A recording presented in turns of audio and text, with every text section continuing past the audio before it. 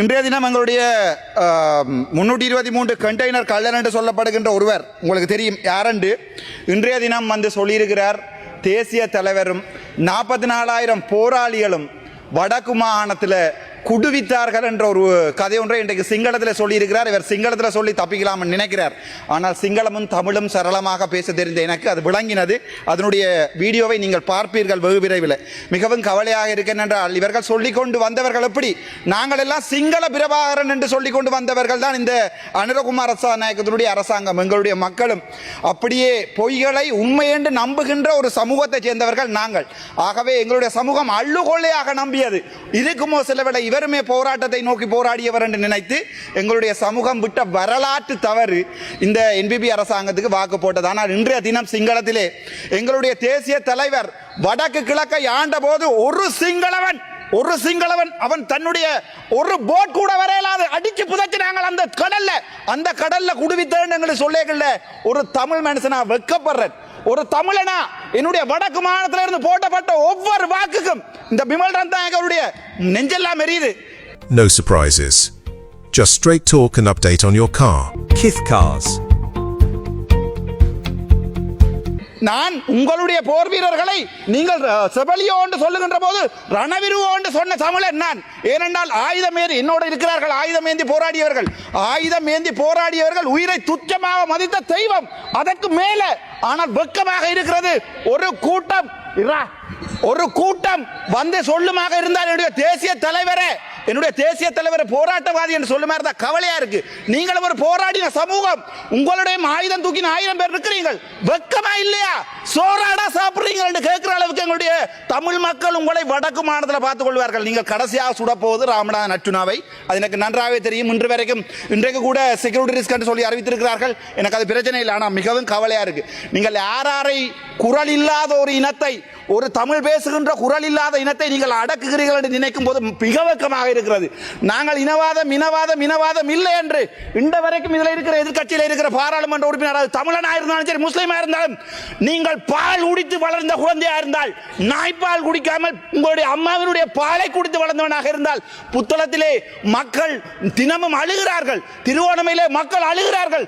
நான் ஜாழ்ப்பாணத்தில் இருந்து வந்தவன். நான் ஜாழ்ப்பாணத்தை பற்றி தான் கதைக்கணும்.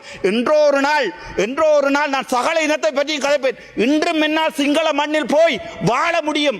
ஆனால் உங்கள் ஒருவனால் வந்து வடக்கு மாநிலத்தில் வாழ முடியுமா? இயலாது. ஏனென்றால் நீங்கள் முழு இனவாதிகள்.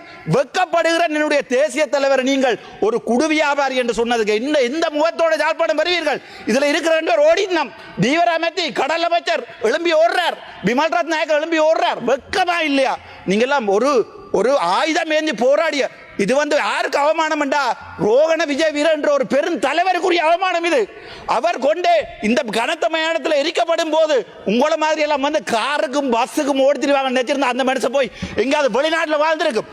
உங்களை மாதிரியான மனுஷர்கள் வந்து இந்த பாராளுமன்றத்தில் ரோகண விஜய் வீரருடைய பேரை கெடுப்பீர்கள் தெரிஞ்சிருந்தா அந்த மனுஷன் பிள்ளை ஊட்டியோட போய் வேற எங்கேயாவது வாழ்ந்திருக்கும். அப்படிப்பட்ட கேவலமான வெக்கமா இல்லையா உங்களுக்கு? ஒரு கணம் ஜோதிச்சு பாருங்க. ஒரு இனத்தை காத்த தமிழன், ஒரு இனத்தை காக்க போராடிய தேசிய தலைவர் வேலுப்பிள்ளை பிரபாகரன் இந்த வரைக்கும் ஒரே ஒரு தமிழன் நான் என்று சொல்லிக் கொண்டிருக்கிறேன். எனக்கு என்னுடைய தலைவன் கடவுள். நீங்கள் என்ன சுட்டாலும் கொன்றாலும் புதைத்தாலும் என் சாம்பல் எழும்பி சொல்லும் என்னுடைய தேசிய தலைவர். வெக்கமா இல்லையாடா உங்களுக்கு? எங்களுடைய வாக்குகளான பாராளுமன்றம் வந்து நீங்கள் வடக்கு என்னுடைய தலைவரை குடுவித்தவன் என்று சொல்ல உங்களுக்கு மனம் பெறுது. கொஞ்சம் ஜோதிச்சு பாருங்க. அந்த புத்தளத்திலே கொண்டே குப்பையை போடுறீங்க. NHSL கொழும்புல இருக்கிற NHSL குப்பையை கொண்டு அந்த புத்தள மக்களுக்கு போடுறீங்க. புத்தளத்தில் இருந்து வந்திருக்கிற எம்பி இந்த யாராவது ஒரு தமிழன், ஒரு முஸ்லீம் தமிழ் பேசுகின்ற யாராவது சொல்லேலுமா புத்தளத்தில் குப்பையை போட வேண்டாம் உங்களுடைய அரசாங்கத்துக்கு? நான் தமிழனாக இருக்க ஆசைப்படுறேன். நான் தமிழ் பேசுகின்ற முஸ்லீம் இனத்தை என்னுடைய தேசிய தலைவர் என்ற ஒரு நாள் பாதுகாப்பாக வடக்கு மாநிலத்திலிருந்து வெளியேற்றி இருந்தால், அது நீங்கள் பிழை என்று நினைத்தால் அதற்காக மன்னிப்பு கேட்கறதுக்கு நான் தயாராக இருக்கிறேன். உங்களுக்கு விருப்பமாக இருந்தால் என்னை கொள்ளுங்கள். நான் அதை சிங்களத்திலே சொல்கிறேன். அவசரப்பட வேண்டாம். அதை விட திருவோணமலையில இருந்து வந்த பாராளுமன்ற உறுப்பினர்கள் யாரா இருக்கிறீங்களா? காணையில் ஒருத்தரை யாரா இருக்கிறீங்களா? கேப்பம் எங்க உங்களுடைய அருள் ஏமச்சந்திர அடே எங்களுடைய இனம் பாவம். நாங்கள் என்ன பாவம் செய்த நாங்கள் உங்களுக்கு? நாங்கள் ஆயுதம் எடுத்து போராடியது நீங்கள் எங்களை அடி கேட்க நாங்கள் ஆயுதம் எடுத்து போராடியது, நாங்கள் ஆயுதம் எடுத்து எங்களுடைய தமிழீழம் என்ற நாட்டை 30 வருடமாக கட்டியது. நீங்கள் எங்களை கேம்பஸுக்கு போடா பண்ணிக்கல, டிஸ்ட்ரிக்ட் கோட்டா என்ற ஒன்றை நீங்கள் இல்லாம பண்ணி, நீங்கள் மெரிட் என்ற ஒன்றை இல்லாம பண்ணி டிஸ்ட்ரிக்ட் கோட்டா கொண்டு வந்த போது 1970 இருந்து எனக்கு வரலாறு தெரியாது. வரலாறு தெரிந்தவர்களுடைய பிள்ளைகள் பக்கத்தில் இருக்கிறார்கள். இன்று வெக்கமே இல்லாமல் கஜேந்திரகுமார் பொன்னம்பலத்தினுடைய பேரை உச்சரித்து எங்களுடைய பிமல் ரத்நாயக சொல்றார், வடக்கு மாநிலத்தில் இருக்கிறவன் முழுக்க இனவாதி என்று. நாங்கள் இனவாதி இல்ல. நீங்க கட்டினது கோயில் என்னுடைய, நான் ஒரு நாள் எங்களுடைய கஜேந்திரகுமார் பொன்னம்பலத்தோட கூட சண்டை பிடிச்சேன். நான் இந்த வரைக்கும் சண்டை பிடிக்கிறேன். உங்களுடைய கோயிலை கட்டினது முழு தவறு என்றால் அது என்னுடைய உறவுகள் இருக்கிற ஒரு காணியில. ஆனால் நான் சொல்றேன், என்ன மினவாதம் போட்டு நான் கஜேந்திரகுமார் நிப்பாட்டுவோம். ஆனால் இப்போது நினைக்கும் போது சரி என்று படுகிறது அவர்கள் செய்கிற வேலை. என்றால் அவர்கள் 20-30 வருஷம் அரசியல் இருந்தவர்கள். அவர்களுக்கு நன்றாக தெரியும் இந்த பேரினவாத அரசாங்கம் என்ன செஞ்சாலும் மாறாதண்டு. ஆனால் அரசியலுக்கு வருகின்ற போது நான் என்ன யோசிக்கிறேன், ஓகே இதோ நிப்பாட்டுவோம், இதுக்கு மேல வேண்டாம், சிங்களத்திலே கதைப்போம், தமிழ்ல கதைப்போம், இதை நிப்பாட்டு. வெக்கமா இருக்கு. நீங்களா சோறாடா சாப்பிடுறீங்க, வலக்கையாலையா சாப்பிடுறீங்க உங்கள்ட்ட கேட்கிறேன். தயவு செய்து இடக்கையால சாப்பிடுங்களா இந்தியால இருந்து. வெக்கமா இருக்கு. சரி பரவாயில்ல, அதுக்கு பிறகு பார்ப்போம். இந்த ஈஸ்டர் அட்டாக் அநியாயமான முஸ்லீம் சமூகம், அந்த சமூகம் என்ன செஞ்சது? அது கண்டு ஒரு தனிய ஒரு கலாச்சாரம் இருக்கிறது பிள்ளையா? அவங்களுக்கு ஒரு வரலாறு இருக்கிறது பிள்ளையா? அவங்களுக்கு காலமா தமிழனை முஸ்லீமை நீங்க என்ன செய்றீர்கள்? போட்டு அடி அடிச்சு கடைசியா எங்களுக்கு இல்ல முஸ்லீம் இனத்திலே கொண்டு ஆயுதத்தை கொடுத்தியால் எங்களுக்கு அடியண்டு, எங்கள்கிட்ட தந்தியால் முஸ்லீம் இனத்துக்கு அடியண்டு. கடைசியா ஒரே இனம் பேசுற 2 முஸ்லீம் இனம் நாங்கள் அடிபடுறோம். ஆனா நீங்க என்ன செய்றீங்க?